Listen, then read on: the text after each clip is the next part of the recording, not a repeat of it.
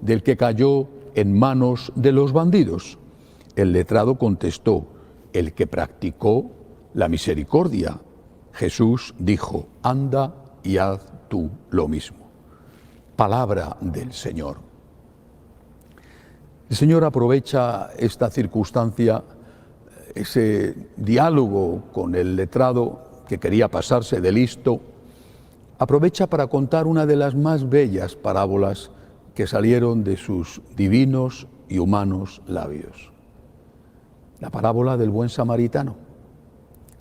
Pero es una parábola que esconde cosas que suelen pasar desapercibidas.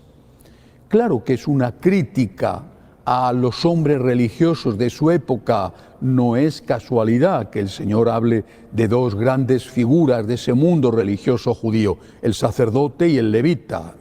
Levita también de la casta sacerdotal, podía haber dicho el fariseo. Bueno, no es casualidad que el Señor les ponga como ejemplo, pero en realidad este sacerdote y este levita tenían mala conciencia después de haber dejado a ese moribundo tumbado en el camino, desangrándose.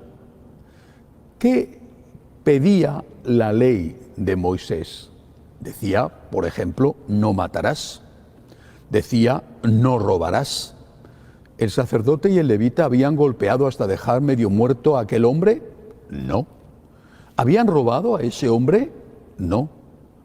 Por lo tanto, ellos pasaban por allí, vieron lo que otros habían hecho, no ellos, y siguieron su camino. No estaban obligados por su religión, por su ley, no estaban obligados a hacer el bien. Uno puede pensar, qué malos fueron aquel sacerdote y aquel levita. Bueno, pero es que su religión no les obligaba a hacer el bien. Su religión les obligaba a no hacer el mal, que ya era mucho, porque había otros que sí habían hecho el mal, le habían golpeado y le habían robado. Pero estos eran unos religiosos judíos que cumplían al pie de la letra lo que mandaba su religión. No es que los judíos no pudieran hacer el bien, lo podían hacer y muchos lo hacían. Entonces y ahora, pero no era una obligación, no tenían el deber de hacer el bien. Y esta gente pasó, los vio a aquel hombre medio muerto y siguió adelante. No se sintieron obligados. Podían haberse parado como una cuestión de humanidad, como una cuestión incluso de amor a Dios, pero no había obligación. Jesús, en cambio, pone el ejemplo del samaritano, del buen samaritano, como alguien que hace lo contrario. El samaritano era muy mal visto por los judíos, no adoraba a Yahvé, adoraba a un Dios que había sido antiguamente Yahvé, pero que estaba muy contaminado con otros dioses, pero era una buena persona. Tenía un gran corazón. Entonces se para y ayuda a este hombre. ¿Qué es lo que nos está diciendo el Señor a nosotros, sus discípulos, sus seguidores? Nos está diciendo claramente, cuidado con tranquilizar tu conciencia solo con los rezos, solo con las oraciones, porque el sacerdote segurísimo que rezaba y el levita segurísimo que rezaba. Adaptándolo a nuestra época, diríamos que segurísimo que iba a misa e incluso misa diaria. Ten cuidado, eso hay que hacerlo, pero eso solo no basta. Sin oración no puede haber caridad, porque la oración es la raíz, pero una raíz que no da flores, que no da frutos, es una raíz que no sirve para nada. La oración, la unión con Dios, la espiritualidad, tiene que transformarse en actos de amor. Si no se transforma en actos de amor, es una oración frustrada, es una oración que no produce frutos. Eso es lo que nos enseña Jesús.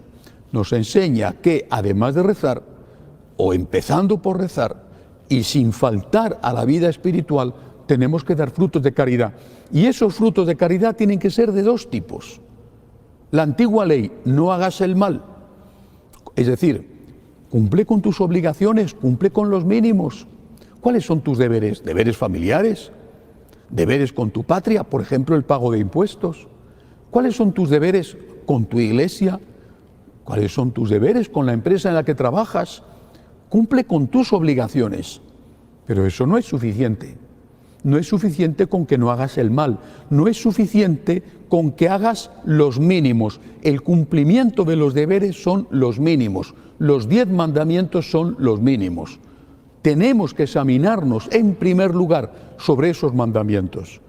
¿He matado? No. ¿He robado? No. ¿He mentido? No. ¿He calumniado? No. ¿He engañado a la esposa, al marido? No. Muy bien, he cumplido los mínimos, pero ya está aquí lo suficiente para uno que no es cristiano. Pero para uno que es cristiano, esto no es bastante. Para nosotros los mínimos no nos bastan. Tenemos que aspirar a los máximos y no como una opción. Insisto, también el judío daba limosna. También el judío, el sacerdote o el levita o el fariseo ayudaban a la gente, entonces y ahora, pero no era una obligación. Pero para nosotros, seguidores de Cristo, hacer el bien es un deber. No podemos conformarnos con no hacer el mal.